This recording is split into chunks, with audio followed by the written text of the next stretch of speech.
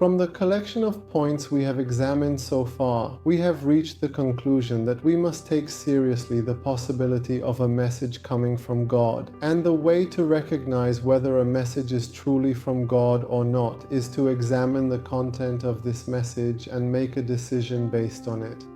Now, if we want to do this work, an important question arises. Given all these people who have claimed to have brought messages from God, and the multiple and different religions, do we have the duty to examine all of these to see which one is God's message? Is such a thing even possible? Usually, the followers of each religion claim that everyone should examine their religion to discover its truth. But in reality, this statement is not logical, and it is not possible to examine all the messages that are said to have come from God. A wise God would not have such an expectation from his servants to spend their entire lives examining different religions to see which religion is true and which person is God's prophet.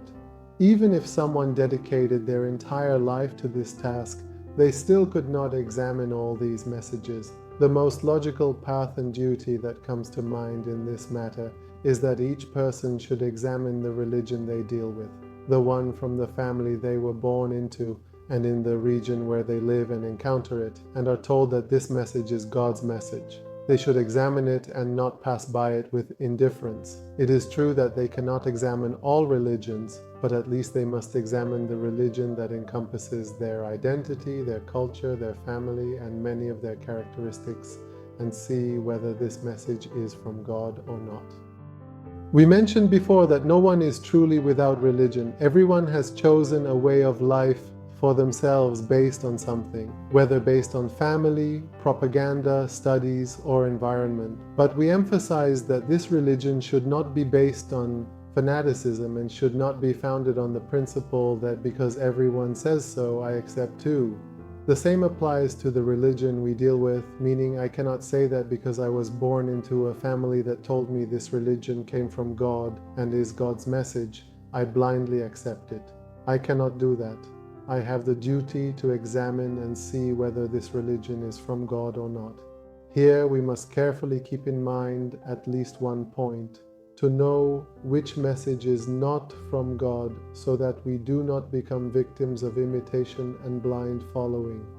The criterion we mentioned was to examine the content of the message.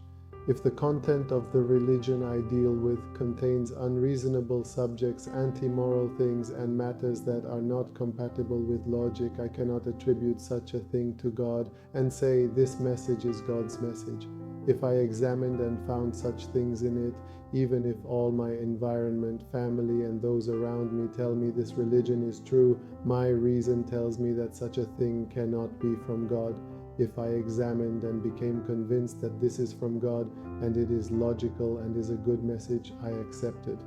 But if in my examination I did not reach a conclusion and do not know whether this is God's word or not, in this case I can neither believe nor deny.